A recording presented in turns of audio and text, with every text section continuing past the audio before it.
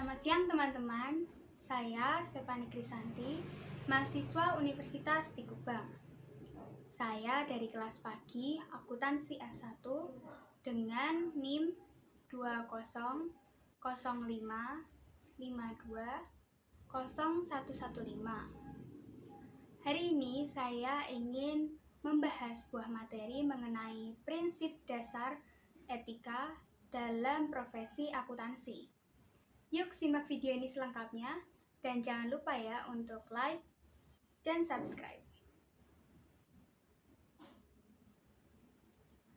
Pertama, kita akan mengenal terlebih dahulu profesi dari akuntansi sendiri. Jadi, definisi dari profesi akuntan adalah semua bidang pekerjaan yang mempergunakan keahlian di bidang akuntansi, termasuk bidang pekerjaan akuntan publik, lalu akuntan intern yang bekerja pada perusahaan industri, keuangan atau dagang, lalu ada akuntan yang bekerja di pemerintahan, dan akuntan sebagai pendidik. Pengertian ini diambil menurut International Federation of Accountants. Jadi intinya adalah seorang akuntan bekerja dalam bidang akuntansi yang berhubungan dengan keuangan dan perdagangan. Karena itu, dalam profesi ini harus ditetapkan prinsip yang harus dipegang oleh semua akuntan di dunia. Jadi, dalam materi ini kita akan membahas 3 poin. Yang pertama adalah syarat-syarat yang harus dipenuhi sebagai akuntan. Yang kedua ada kode etik yang harus dipatuhi dan dijalankan oleh seorang akuntan. Dan yang ketiga, kita juga akan membahas kasus-kasus yang berhubungan dengan prinsip dasar etika sebagai seorang akuntan.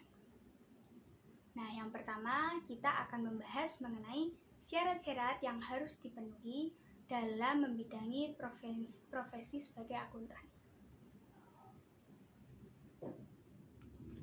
Jadi, menurut seorang tokoh bernama Harahap, ada beberapa syarat yang harus dipenuhi sebagai seorang akuntan.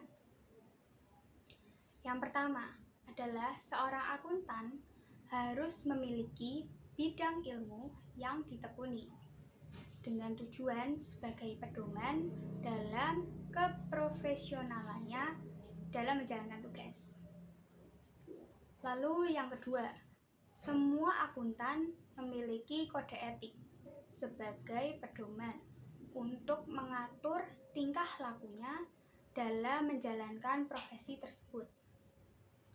Kode etik ini juga mengatur tentang prinsip-prinsip yang harus dipegang oleh setiap akuntan.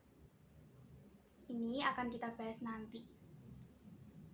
Lalu, seorang akuntan juga harus bergabung dalam suatu organisasi resmi yang diakui oleh masyarakat atau pemerintah dengan tujuan agar kinerjanya dapat selalu terpantau dan sesuai dengan prinsip-prinsip seorang akuntan.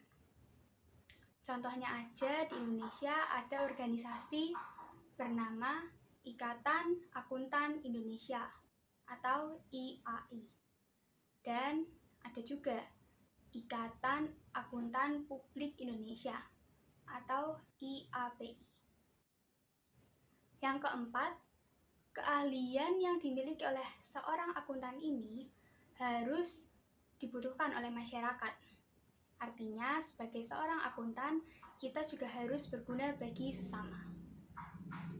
Dan juga, seorang akuntan bekerja bukan dengan motif komersil, tetapi didasarkan pada fungsinya sebagai kepercayaan masyarakat, yang artinya adalah tidak hanya mencari keuntungan saja, tetapi juga memprioritaskan kepentingan klien. Ini adalah skema karir yang dapat dijalankan oleh seorang akuntan. Jadi, dalam membidangi profesi ini, kita dapat menduduki berbagai bidang profesi di dunia kerja, tidak hanya satu bidang saja. Dan juga kita dapat bekerja baik di perusahaan swasta maupun perusahaan milik pemerintah. Jika dalam perusahaan swasta ada 3 jenis pekerjaan yang dapat kita duduki, yaitu sebagai akuntan manajemen, lalu ada auditor internal, dan akuntan publik. Sedangkan jika dalam sektor publik, jenis pekerjaan yang tersedia adalah sebagai akuntan pemerintah, auditor inspektorat, akuntan BUMN atau BUMD, auditor BPKP, dan auditor BPK. Jadi di sini saya akan menjelaskan tugas utama dari profesi-profesi yang sudah saya sebutkan tadi. Yang pertama yaitu sebagai akuntan manajemen. Tidak hanya bertugas sebagai akuntan yang menangani dalam pelaporan keuangan perusahaan saja, tetapi akuntan manajemen ini juga bertugas untuk memberikan analisa dan pertimbangan untuk memutuskan suatu tindakan yang berhubungan dengan keuangan perusahaan.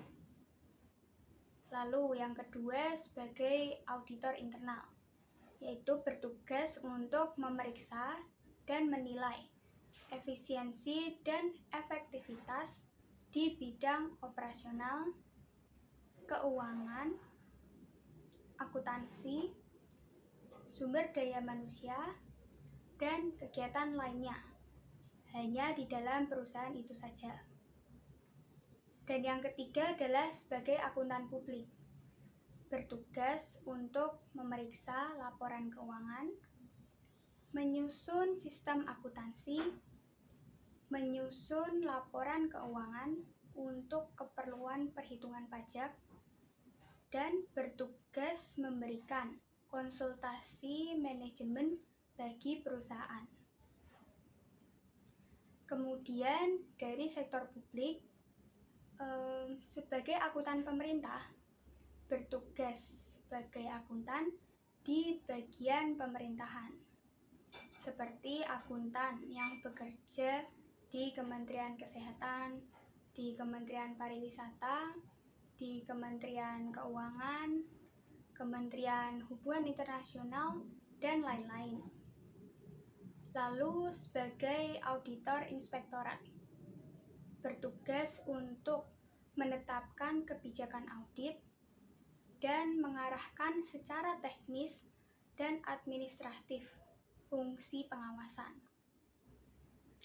Lalu sebagai akuntan BUMN atau BUMD memiliki tugas yang sama dengan akuntan lainnya, hanya saja mereka bekerja di badan usaha milik negara atau daerah.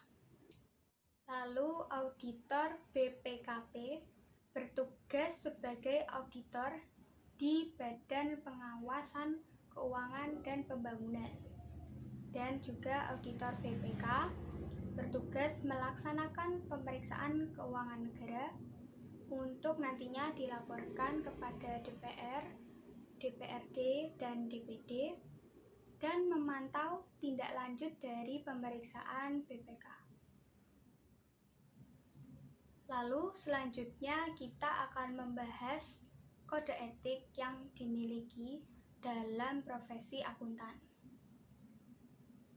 Jadi dalam sebuah e-book yang berjudul Kode Etik Akuntan Indonesia 1 Juli 2020 terdapat hal yang membahas tentang prinsip dasar etika. Jadi, ada 5 prinsip dasar yang menjadi fondasi maupun patokan bagi seorang akuntan dalam menjalankan tugasnya. Pertama adalah prinsip integritas, di mana seorang akuntan harus bersikap lugas dan jujur dalam semua hubungan profesional dan bisnis. Karena kepercayaan klien juga ditegakkan dalam bidang ini.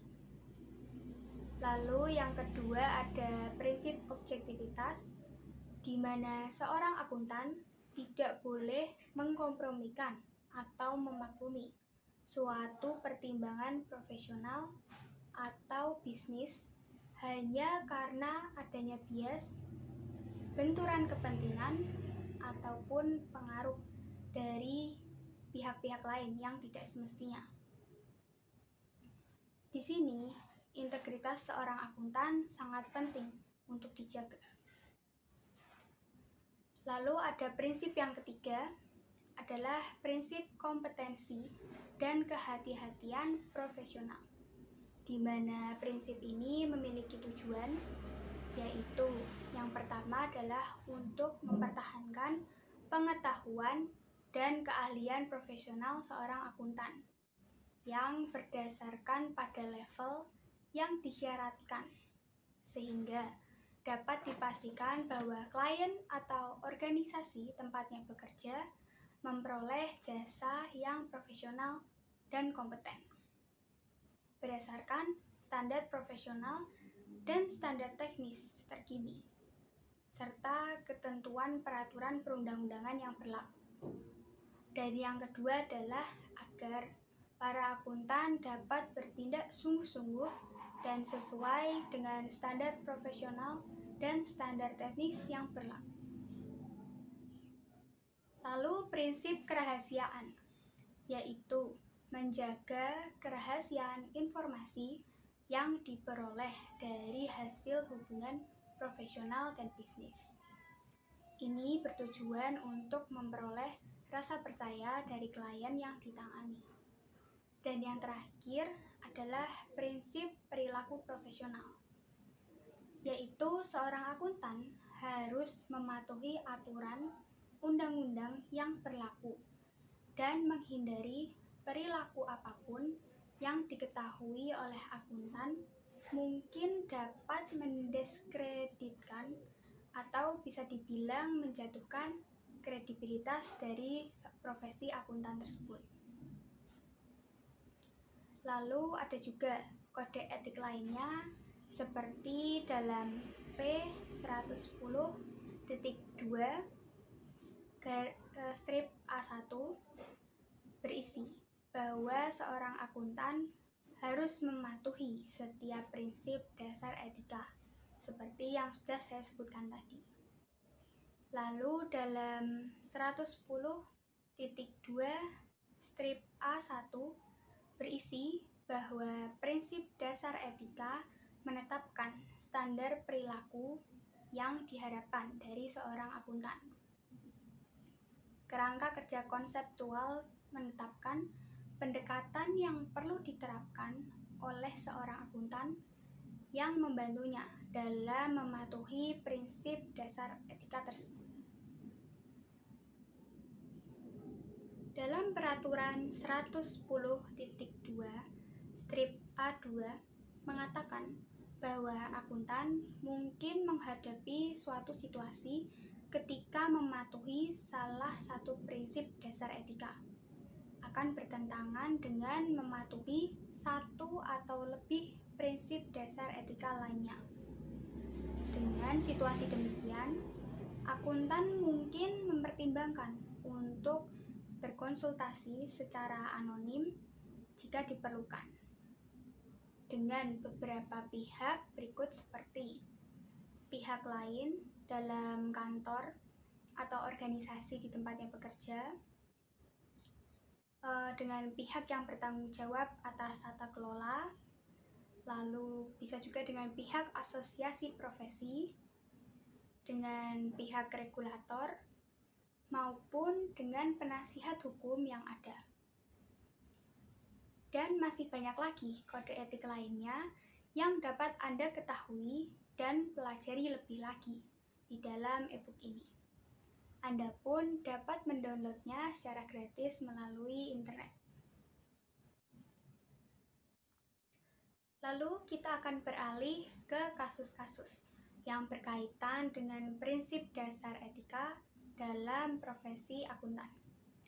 Kasus yang pertama adalah kasus merah buat 10 KAP papan atas.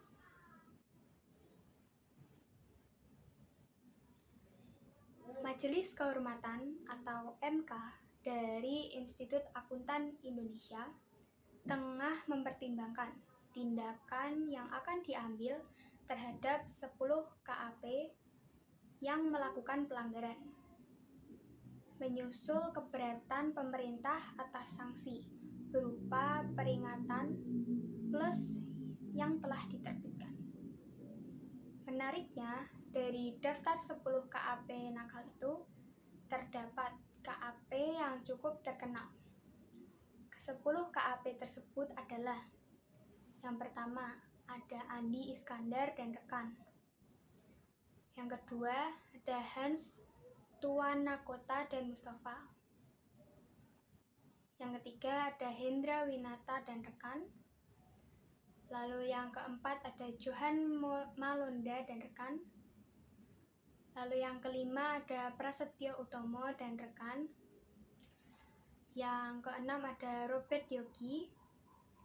Yang ketujuh, ada Salaki dan Salaki.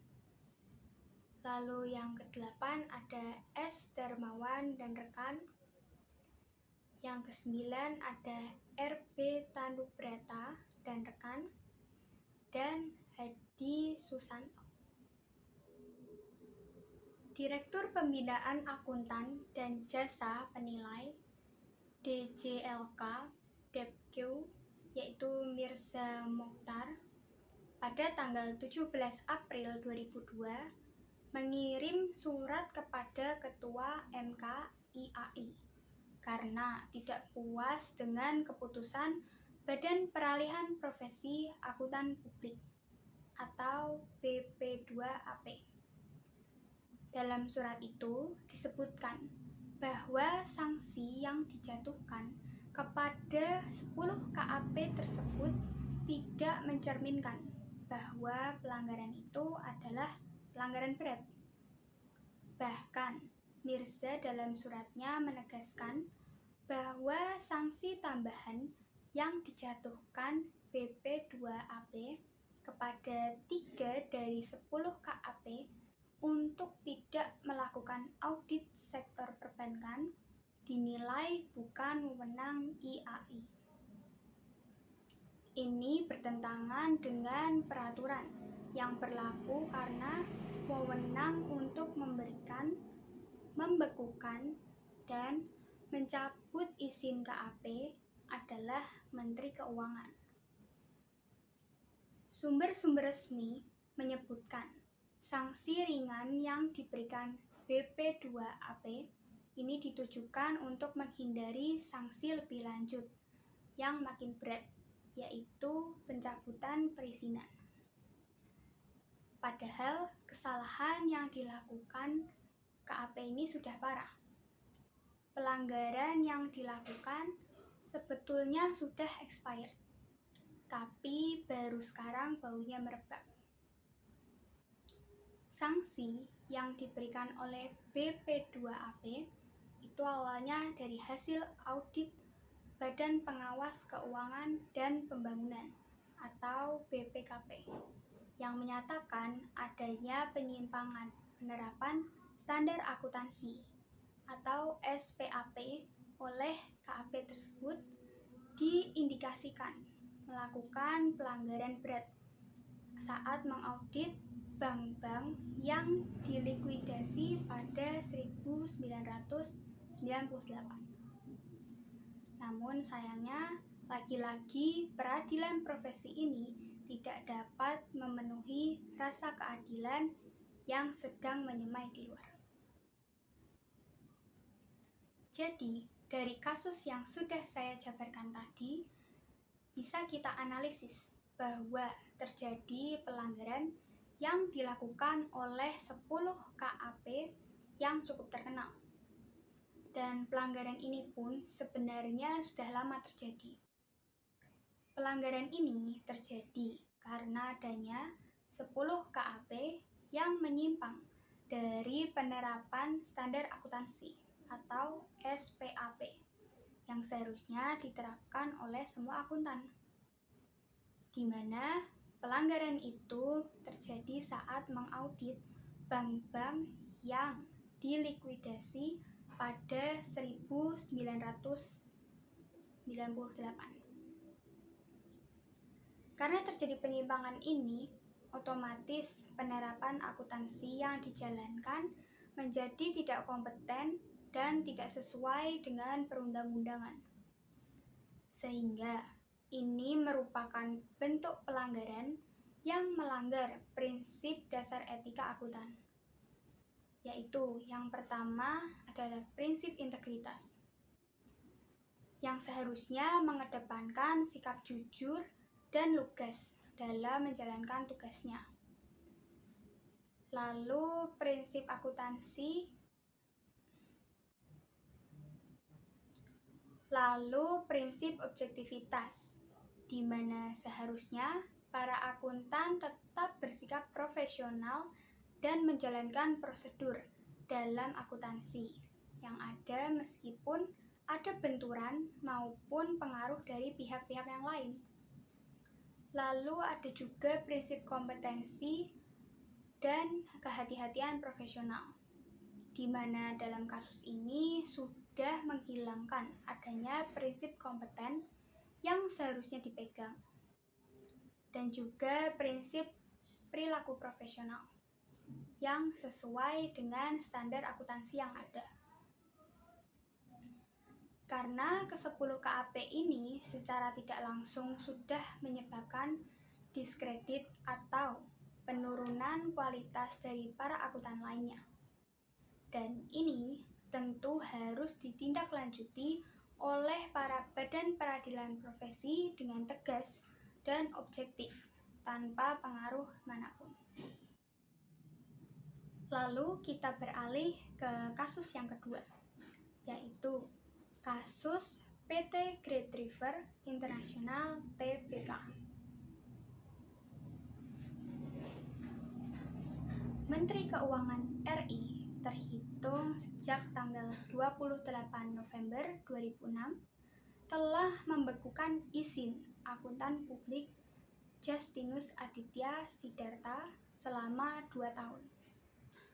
Sanksi tersebut diberikan karena Justinus terbukti melakukan pelanggaran terhadap standar profesional akuntan publik atau SPAP yang berkaitan dengan laporan audit dan laporan keuangan konsolidasi PT Great River International Tbk tahun 2003. Pembekuan izin oleh Menkyu ini merupakan tindak lanjut atas surat keputusan Badan Peradilan Profesi Akuntan Publik atau BP2AP nomor 002/6/BPPAP/6/2006 tanggal 15 Juli 2006 yang membekukan Justinus dari keanggotaan Institut Akuntan Indonesia Kompartemen Akuntan Publik atau IAI-KAP. Hal ini sesuai dengan keputusan Menkyu nomor 423/KMK-06/2006 tentang jasa akuntan publik sebagaimana telah diubah dengan peraturan Menkyu nomor 359/KMK-06/2003 yang menyatakan bahwa AP dikenakan sanksi pembekuan izin apabila AP yang bersangkutan mendapatkan sanksi pembekuan. Menurut Ketua Bapepam LK Fuad Rahmani, pihaknya sedang melakukan penyidikan terhadap AP yang memeriksa laporan keuangan Great River. Fuad menyatakan telah menemukan adanya indikasi konspirasi dalam penyajian laporan keuangan Great River tersebut. Kalau ditemukan unsur pidana dalam penyidikan itu, maka AP tersebut dapat dijadikan untuk penerbitan obligasi perseroan yang gagal bayar. Seperti diketahui, akuntan publik yang mengaudit laporan keuangan Great River tahun 2003 menyatakan alasan dugaan overstatement karena pencatatan untuk akun penjualan menggunakan metode yang berbeda dari ketentuan yang ada. Dengan metode ini, perusahaan menyertakan dana bahan baku yang dikeluarkan oleh pemesan sebagai bagian dari pendapatan. Perusahaan menerima order pakaian dari luar negeri dengan bahan baku dari pihak pemesan.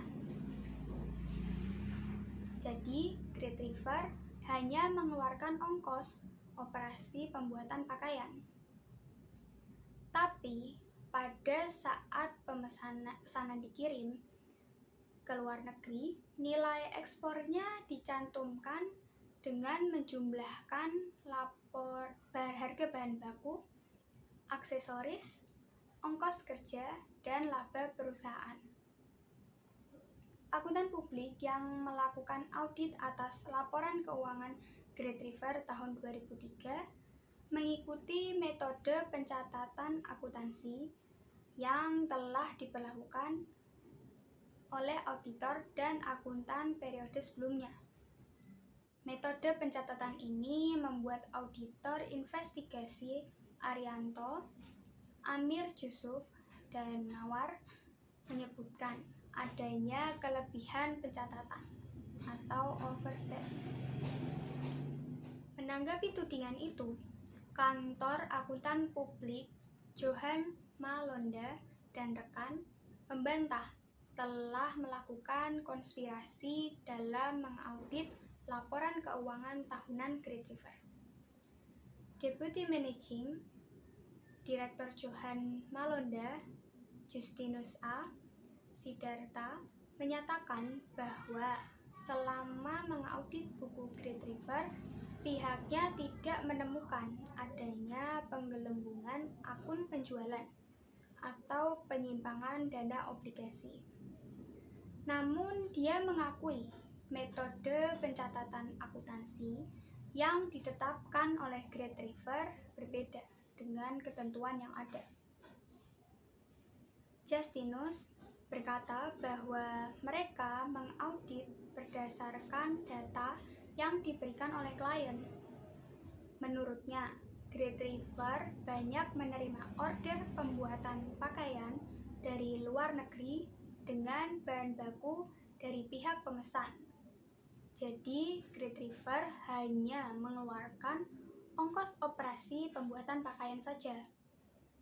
Sementara pada saat pesanan dikirim ke luar negeri, nilai ekspornya dicantumkan dengan menjumlahkan harga barang baku, aksesoris, ongkos kerja, dan laba perusahaan.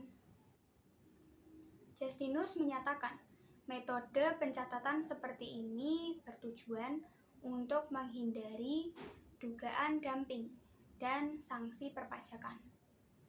Sebab, katanya, saldo laba bersih tidak berbeda dengan yang diterima oleh perusahaan. Ia menduga hal itulah yang menjadi pemicu dugaan adanya penggelembungan nilai penjualan, sehingga diinterpretasikan sebagai penyembunyian informasi secara sengaja. John Malonda dan rekan mulai menjadi auditor Great River sejak tahun 2001.